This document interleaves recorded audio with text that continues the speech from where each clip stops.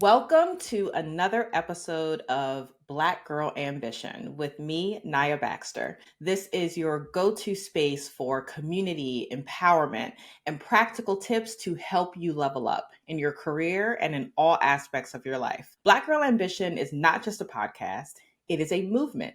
Think executive level coffee chat meets sister circle meets motivational masterclass. You can find Black Girl Ambition on Apple Podcasts, Spotify, YouTube, or your favorite streaming platform.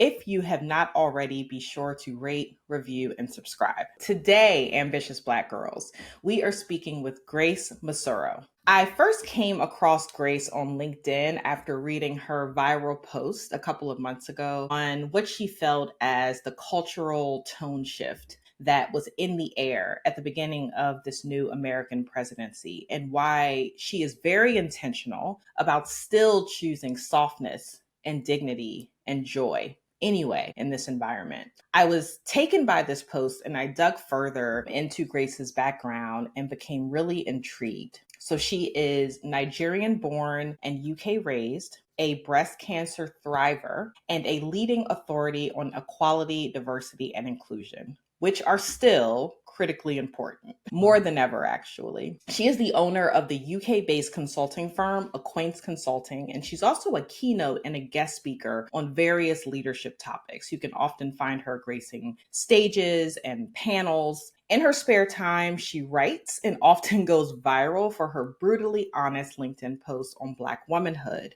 on identity, and the value of companies investing in cultivating cultures where everyone can thrive and be successful. So today we're going to be exploring a couple of topics together. That is audacity versus waiting for someone to give us permission. We're going to talk about the power of true authenticity at work and in life. And then also this concept that Grace coined of the hidden resume. This is a concept from yet another viral LinkedIn post that she wrote on the hidden skills that so many of us have to be experts in to navigate our identities at work. So you can think tone policing. How many times have you read that email before you sent it to make sure that you minimize the chances of being seen as angry or aggressive? Those are the hidden skills that we're talking about.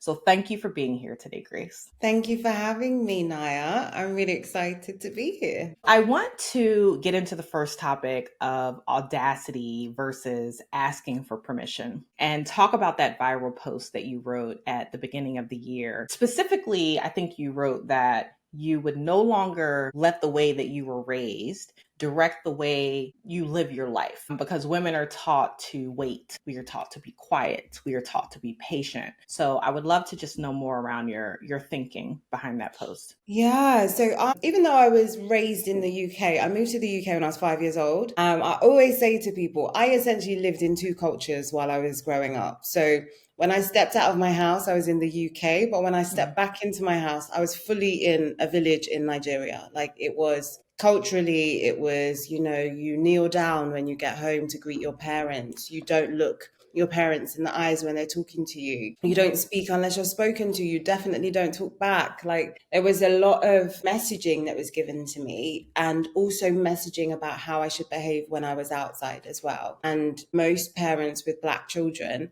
have to unfortunately have that conversation about the fact that your skin color makes you different and that you will be treated differently because of your skin color. In fact, that's actually the right terminology, because our skin color doesn't make us different in that way. It's just how people perceive that and how they then choose to treat us. Growing up, I was always taught that I should essentially dim my light. Like, don't shine too brightly. Don't draw too much attention to yourself. Keep your head down, get your work done, work really hard. And, your work will speak for itself. And the messaging, oh my gosh, I was so often told by my mum to be grateful. Be grateful you've got that job. Be grateful you work in this city. All of this.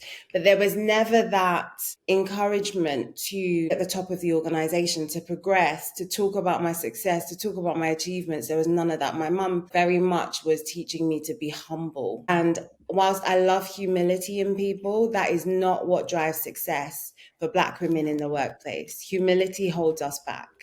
So for me, what I did last year, actually, last year May, I made a decision to start being more visible on LinkedIn, because I was like, I'm trying to have as much impact as I can in this work, and I'm trying to change at least one person's life. But how am I going to do that if I keep my story and my experiences and my views so close to my chest, and be led by fear? Because I was so scared. I'm talking about a topic that many people still don't want to accept. They're not ready for it. And I was so scared that I'm a Black woman. I can't afford to be cancelled. I've got a mortgage to pay and a daughter to feed.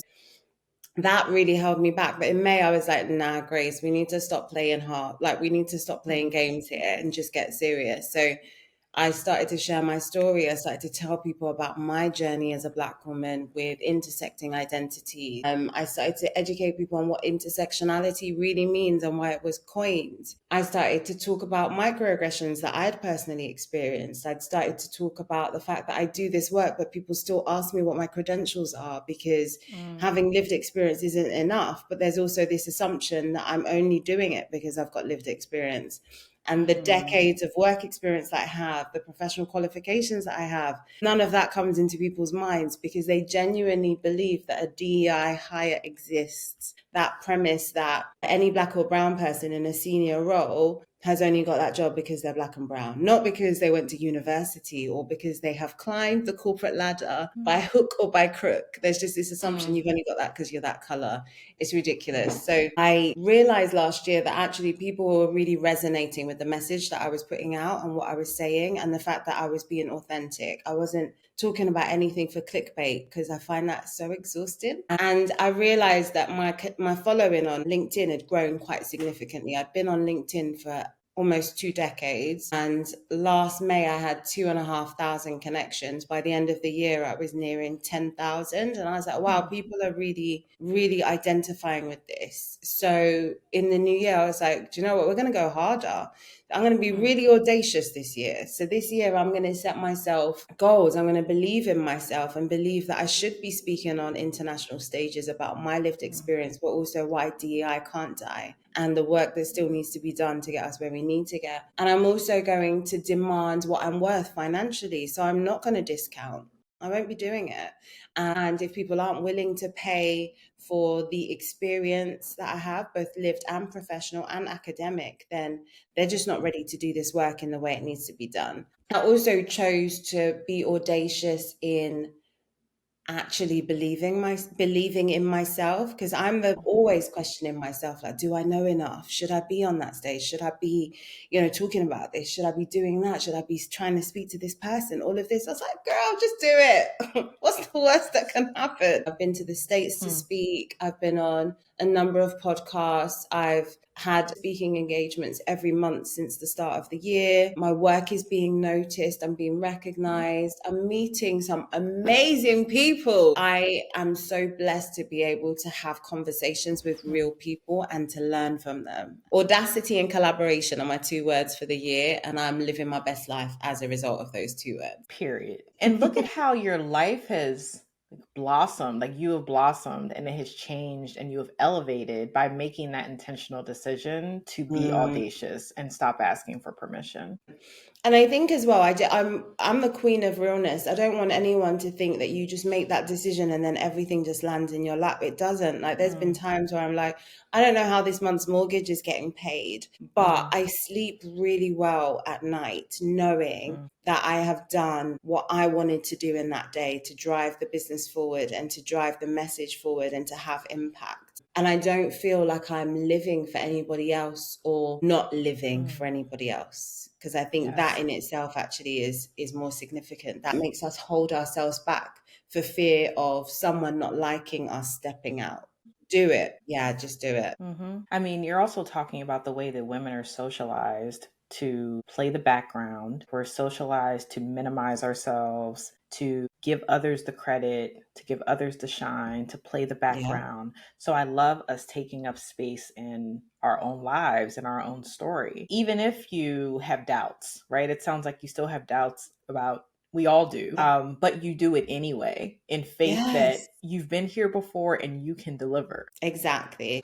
I've said for years, because people always say, oh, Grace, you're so confident. Like, you're so great at networking. I am constantly faking it till I make it. I look really confident. It's taking me a minute. Fake it till you make it, number one. Fake it until it feels real, until it's natural. And then the other one is feel the fear and do it anyway. And I feel like that applies in everything that we do, whether it be physical activity or whether it be our work, whether it be learning new skills, etc. Just feel the fear and do it. The worst thing that could happen is you don't get it right and you learn from that and you try again and you do better, right? Also raising a 13-year-old little girl, and I want her to know that it's okay to go for what you want. And even if it doesn't work out, the world isn't over. You can try again. I'm almost doing this because I don't have a choice not to. There's a little girl coming up behind me, and I want her to know that it's okay for her to make mistakes and to learn from them and to do better and to just keep going. Something I love is I've seen this theme in our generation's approach to parenting, and I love the way that we are raising our girls to be confident and audacious and know that it's okay to make mistakes early. These are things that I had to learn on my own and probably did not begin to become comfortable with them until I was in my 30s. I was very much socialized, same as you, around being grateful, humility, not taking up the space, who am I to do this, shrinking. And I'm hoping that through the way that we are raising our girls, it's going to pay it forward for the future. Yeah, I hope so too. I was watching a video on Instagram while I was doom scrolling, and it was the fact that inner child is unable to accept any apology for early trauma after the age of 14. If she ever receives that apology after the age of 14, you as an adult will hear it, but your inner child is sealed off. She will never receive that apology. She will never heal from that trauma. And all it made me want to do was say sorry to my child. Yes. I was like, 'cause my child's 13. I was like, I've got 6 more months till Say she's I'm sorry 14. to your Let me child. Yes. apologize again and again to my baby, because that is one of the things that was never done for me as a child. Like, my recognition of things that may have impacted the way that I developed. I agree with you. Making mistakes was not an option in my house. My mom and dad were the ultimate disciplinarians. Like, my dad didn't beat us, but my dad would tell my mom to. And then he'd leave the house while she did it. And then he'd come back with chocolates. Like, he was a good guy. Oh, no. Yeah, Yes. it's mad. I just feel that it would be irresponsible and wrong of us not to learn from the mistakes our parents made and just try and do better. I'm always like, kids didn't choose to be here. So if you've got them, you need to do right by them. So we're just trying to do our best each and every day. You said that at the beginning of this year, your words for yourself were audacious and collaboration. In corporate settings, how do you advise Black women discern between making decisions around when to be audacious versus when to collaborate and seek that alignment? The corporate work environment can very much be this delicate balance between ambition and reputation. I'm curious if you have advice on when to make decisions around when to push on either. Yeah, so absolutely I do. So in terms of Audacity, one of the things that I never did was negotiate my salary. I would only apply for jobs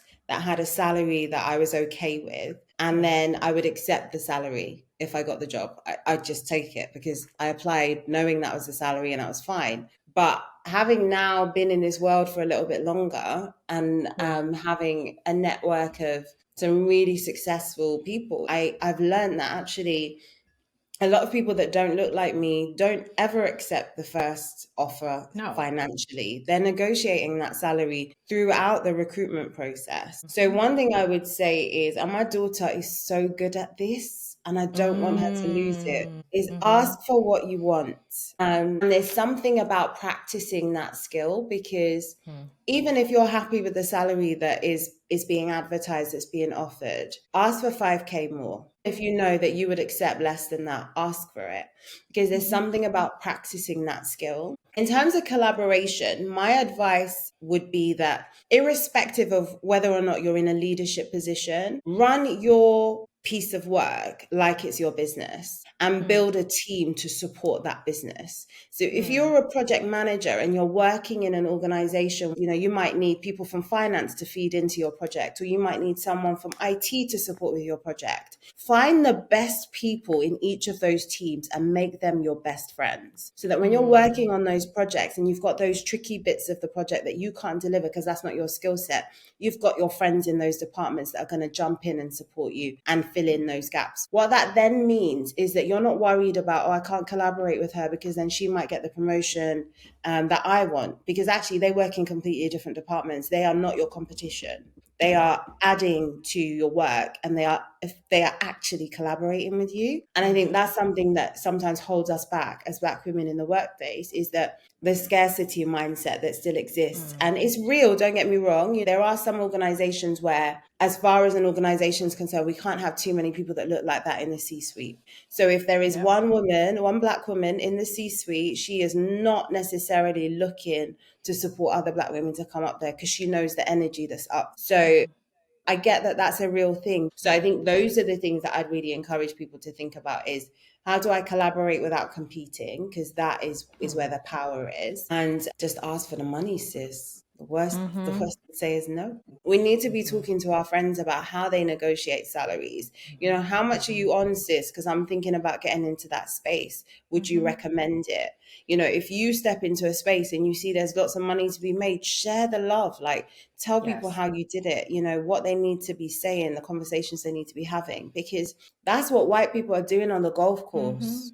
That's what they're doing at their clubs. Like, they're having conversations about money, about business. They're giving each other business, Yes. That's what And we we need are to do not more of. talking about money. We're not being transparent. It's At something all. that is very taboo for us to discuss. Perhaps that's because of our parents' generation. It was just never something Yeah. that we talked about. And I completely agree. I think it hurts us. It holds us back. It makes us leave money on the table. And so we Yeah. should be talking about that. Make a group chat, add your closest Exactly. friends from different industries, and share it. Share it. Share what you're making. Share how you're planning to ask for more, how to ask how your friends have made business cases for their own negotiation. Like, we should be sharing that information as opposed to 1000%. either gatekeeping it, and maybe it's not even gatekeeping, maybe it's shame. I'm not sure what it is, but we should definitely be talking about it. Yeah, I think it's a mix of shame and fear.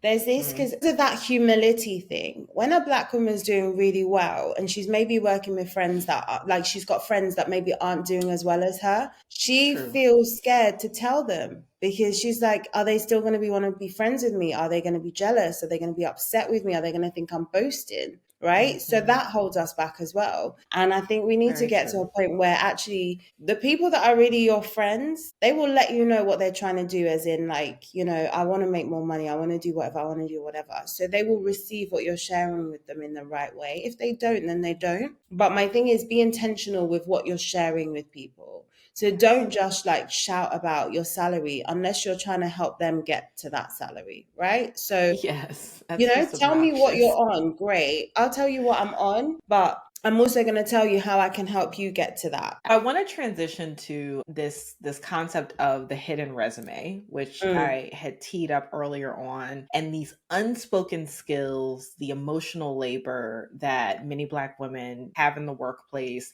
in order to navigate our identities and be successful. What are some key uncredited skills that you believe Black women have developed behind the scenes to navigate these professional environments? I would love to hear your answer to that. But before that, I did pull a quote from the LinkedIn article that you wrote on this topic. You said that we develop skills that others don't need to, all while delivering excellence under constant scrutiny. And that just really stood out to me, because you're right. There's the job that we are doing, but Yeah. then there are all of the other jobs that we are doing as well that are unrecognized, uncredited, unrewarded. Yeah, I think I just need to take a minute to clap for us. I want to Clap. clap. And I'm clapping for us, but I also want us to hug ourselves, because, like, I never saw my mum cry growing up, but I know my mum was in her room when we were sleeping crying. I know she was. And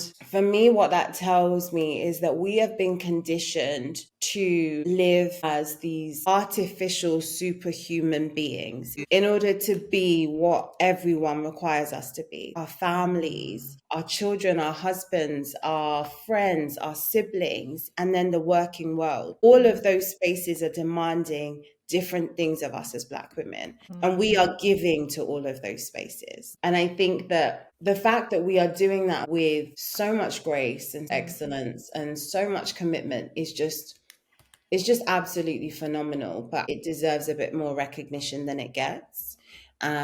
We talk a lot in the UK about the fact that Black women are the number one sufferers of burnout in the workplace as a result of a lack of diversity, equality, and inclusion. Yes. Black women are constantly experiencing microaggressions, misogynoir, being overlooked, being gaslit, like all of that happens. And we are still coming in and working twice as hard for half as much.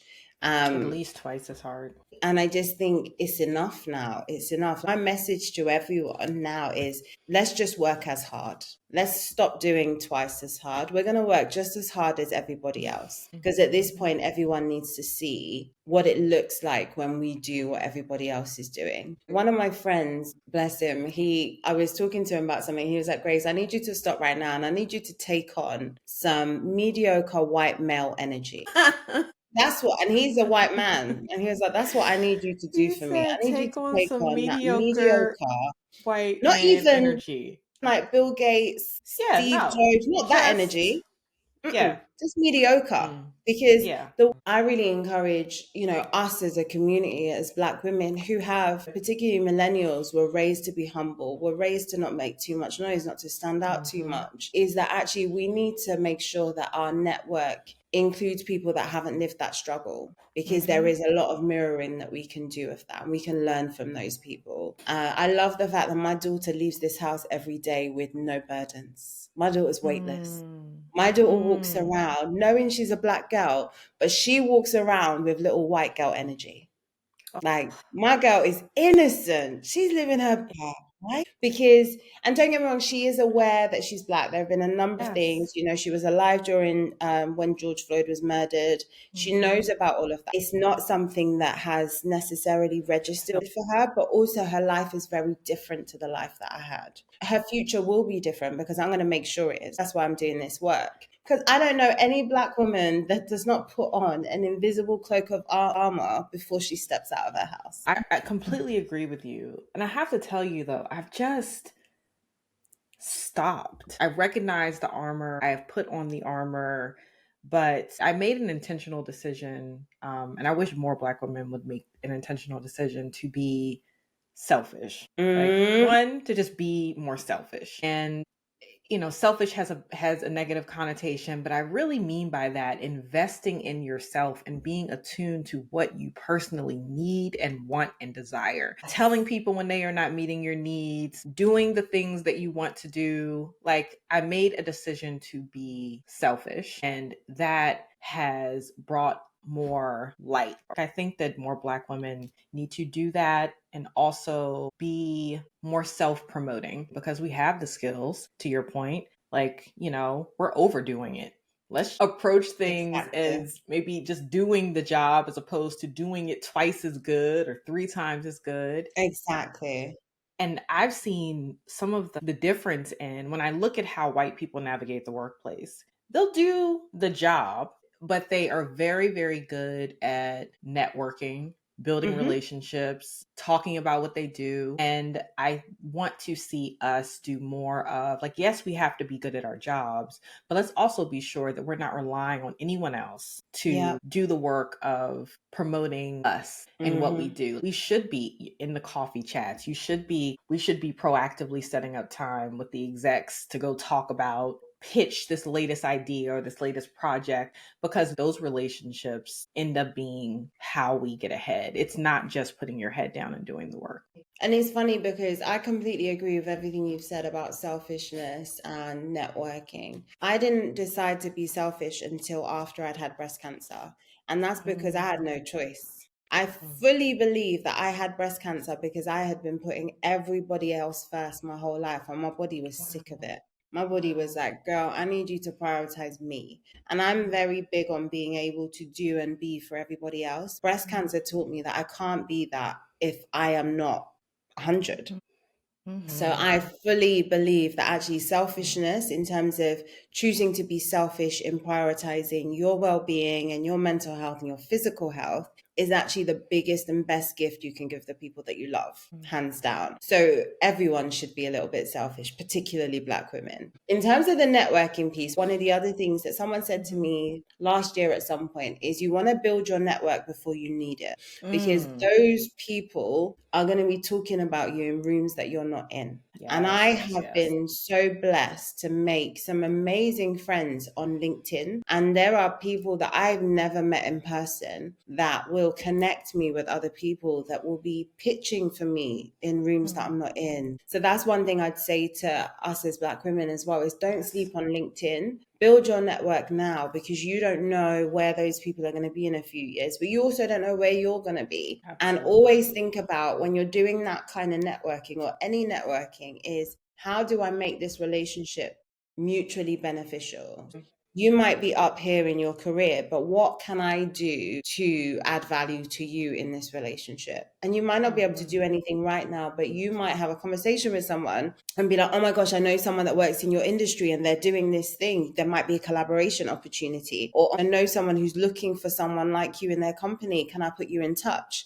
You know, always be thinking about how can I add value to this relationship? Because, you know, one of the speaking engagements that I did at the start of this year was because someone had been on my podcast last year and I'd invited them on. And it was just be really mindful of the fact that actually you don't need to know why you're connecting with this person necessarily. If there's something about that person that resonates with you, make the connection, build the relationship, and just let life happen and see where that relationship goes. But build your network before you need it. 1000. Okay, so I want to switch to transition to another topic. And this is one around being really intentional about choosing softness and choosing joy in what is a charged environment.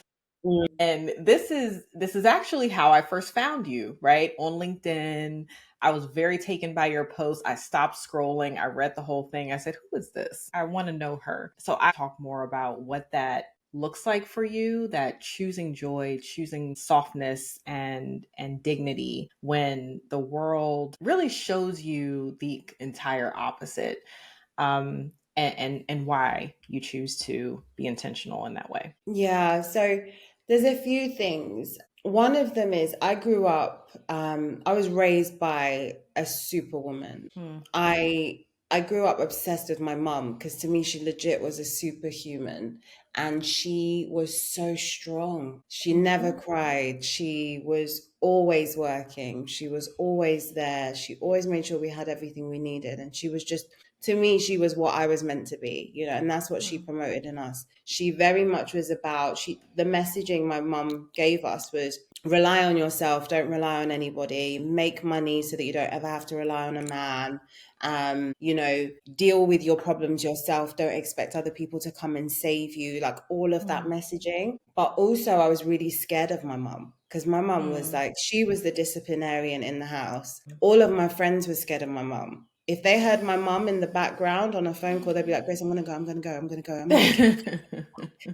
And so I grew up with this woman who was so hard, but also she was like my absolute world. And so for me, what that did is that it made me mirror that because that's all I saw. So I was emulating that behavior. And what that then led to is me, I think I became a bit robotic in terms of dealing with things. So if someone hurt me, they would never know they hurt me because I never saw my mum show she was hurt. There was one girl in secondary school that used to try and bully me, but she never knew she was getting to me because I was stoic. Like, girl, you're talking to yourself because I'm not bothered here. I'm living my best life. And that created a hardness in me that when I had my daughter, I became just this soppy human being. And I love like snuggling my babes and like hugging her and smelling her and just being all up in her. And I looked at her and she is the first time that I ever felt like I want to be soft because I want Oh, her to have the option to oh, be soft. And I reject being strong. I don't want to be strong anymore, mm, particularly mm, after having cancer. Like, and I'm a single mm, mom as well, so I still do everything for myself, and that creates something in you as well. In this, like, I'm the head of this ship, so I've got to be this. But actually, no, I don't want to be. So I'm mm, gonna ask for help. I'm mm, gonna ask someone to put the weights back for me at the gym, even though they saw me mm, lift those weights. I'm tired now, mhm, and I'd appreciate if you could mhm, help me. Thank you. If someone's in front of me, yeah, please could you get the door for me? Thank you so much. I'm gonna ask for a seat on the tube. Like, I'm gonna do those things because I choose softness. It feels good. But there's mm, also something about the peace that comes with choosing softness and joy. And mm, I say to people that I choose joy every single day. I differentiate joy from happiness. I don't think mm, it's possible to be necessarily happy every single day because happiness to me is a constant. It's like something that, you have as a constant, whereas life happens. So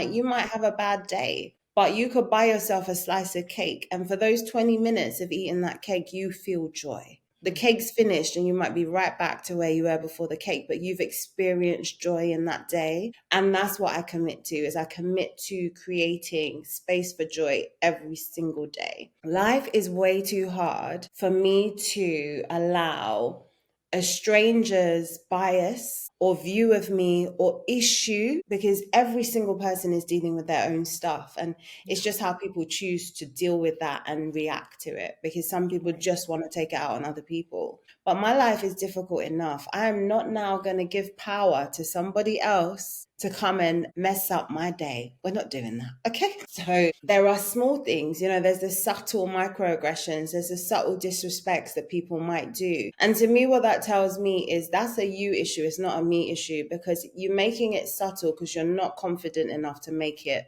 overt, because then Mm, there'd be an issue because I'm going to mm, challenge you. But if you're mm, not quite bold enough to make it something big, I'm going to just really sweetly tell you that's not okay. One of the things that I love to do and that I encourage people to do as well is, if you're not sure that something is actually happening in an interaction with someone, ask them. If you feel like someone is maybe being a bit off with you or being a bit disrespectful, I always say, I'm really sorry. Have I done something to offend you? Because your tone is implying that you don't like me. Do you know what that does to people? Especially if there are other people around. I love They're that real question though, because uncomfortable, there's innocence in it and it's direct right? as well. What do they do when you ask that It's question? really uncomfortable for them because they now have to come up with an answer. And if it's Ooh, and they know that if it's they know that whatever is really going on in their head, they probably can't say it to this audience. mm, But also sometimes people don't even know they're doing it. So that makes them check themselves, like, oh, she's just called me out. I actually have no reason to be behaving the way I'm behaving. So let me just deal with it. Usually what mhm, they say is, no, of course not. I'm so sorry that I've made you feel that way. mhm. Excellent. But then there are some people, like the woman on the plane, who will Boy. dig in to what they've said or done. And I do still think we can lead with kindness. I believe in giving people as much space as they need to show who they are, or as much space as they need to catch themselves. Mm, Because sometimes we have moments, and sometimes we need someone to just give us a bit of grace to catch ourselves, to really just pull ourselves into line. And I think when we give people grace, we give them the opportunity to do that. And some people will take that opportunity and some people won't. But if they don't take that opportunity, unless they are threatening your physical space, mhm, understand and appreciate that their issue is not your issue. It's not even about you.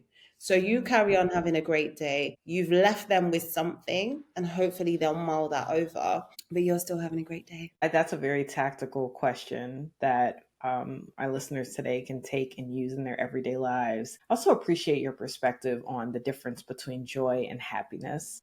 happiness being a constant and joy being an intentional choice that you can experience every single day by making choices. I have very much appreciated this conversation and you sharing space with me today. What parting thought would you leave my listeners with today? My parting advice and wisdom would be, have the audacity to ask a successful Black woman in your network how much she's making and what advice she has on how you get your salary up. That's the only thing I would encourage you to do. Find one Black woman you admire who is successful and ask her. I truly do love that. I truly do love that. So take that. That's your homework, Black Girl Ambition listeners. Good luck That's with your it. homework. Good luck with that. But that's your homework. Grace, what is your greatest ambition in life for yourself? What is your greatest ambition? My greatest ambition is to be so financially abundant that I am able to bless everyone around me. My ideal would be like my mom, my sister, my brother. You get a house, you get a house, you get a house. It's like the Oprah. My daughter, her kids, all of them, they have generational wealth. But also I'm a big part of my church, and I'm trying to set up a provision in the church that is about providing resources to people within the church. So whether it be people experiencing financial difficulties, whether it be people that are out of work and need like advice on how to get new jobs, coaching, whatever support, counseling, all of that. So I'm trying to set up that kind of thing. So that for me would be an ideal, like just being in a position where I am so financially abundant that all I can be is a blessing unto other people in so many different ways. So that is my personal ambition. Yes, that generational wealth. Wealth doesn't solve all your problems, but it does bring a level of ease and choice in life. And freedom. Where can my listeners find you? For those interested in connecting with you, where can they find you on social media? Right. So I am all over social media. I am on TikTok. I am on Instagram. Girl, I've only got 500 followers on TikTok. It's embarrassing. I'm terrible at TikTok and Instagram. I have not learned TikTok. I'm working on Instagram. But you can catch me on all of those. My name's Grace Mosuro. That's how you find me. But LinkedIn is my home. Like LinkedIn, I understand it. I know how to use it. It's really straightforward. So LinkedIn is the best place to find me. And for those who may be interested in connecting with you on your consulting firm, where should they go for that? Same place, LinkedIn. You'll be able to find a link to my website. Yeah, definitely. Check out my LinkedIn and contact me. Thank you so much for being here today, Grace. I appreciate you. Thank you so much for having me. Overzealous when I'm thinking about the cash flow. I never had no handouts, just came natural. I've been tested so much, all these wrestlers nice.